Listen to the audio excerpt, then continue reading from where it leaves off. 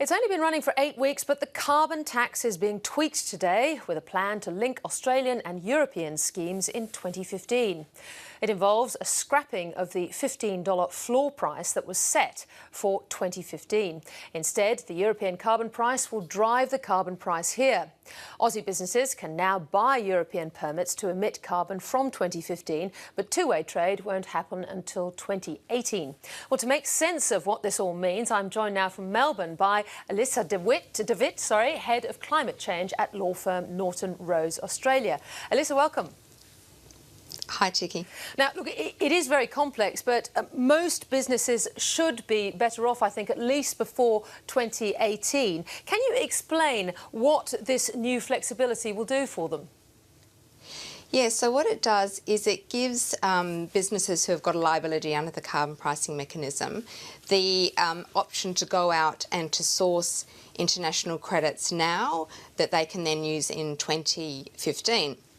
And the benefit of that at the moment is that those international units, in particular the units that are used in the European emissions trading scheme, but also the units that are generated under some of the other Kyoto Protocol mechanisms, like the Clean Development Mechanism, those units are trading at a lower price currently than what had been anticipated to be the floor price of $15.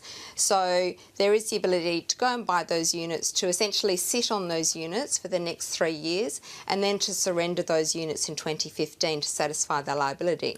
Now, what is expected in the interim period is that the price of those international units will go up, so that come 2015, the companies that have already bought those units at a lower price will be better off financially because they won't be having to pay the higher prices that we're anticipating in 2015. Now, at the moment, as I understand it, what will happen in 2015 is effectively the European price will drive the Australian market. You say that price in the meantime is expected to go up. I mean, how hopeful are you there? Because at the moment, the European price is sitting at, what, about $10 a tonne? Yes. And we've got a European crisis. Yeah, so the European price is about, it's around the €8 mark. And the part of the difficulty with the low price at the moment is that there's an oversupply in the European trading scheme, so there's actually too many of these units floating around for the demand. And one of the reasons for that is obviously the economic crisis that Europe's been recently experiencing. So they're certainly looking at the moment at trying to limit the supply to drive that price up, and so some options are on the table at the moment. We'll have some further announcements on those later in the year, but the expectation is that some of the supply will be held back, perhaps when we go into phase 3, which starts next year, and therefore that will help to drive the price up.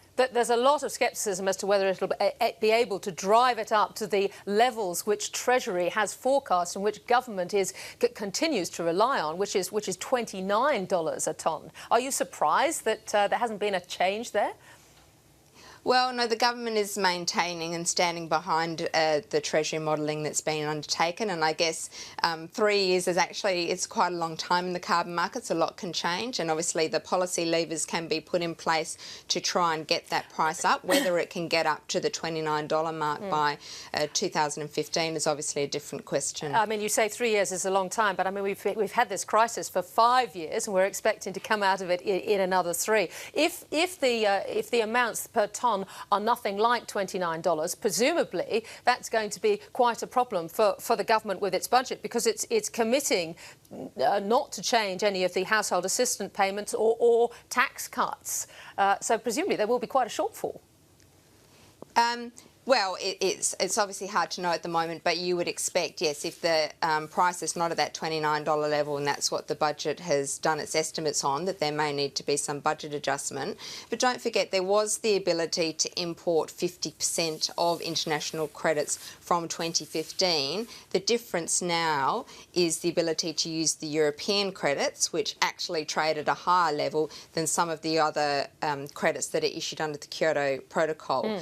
So there was still that ability to use those international credits. It's just a different adjustment in terms of the types of credits that can be used and the limitations around them.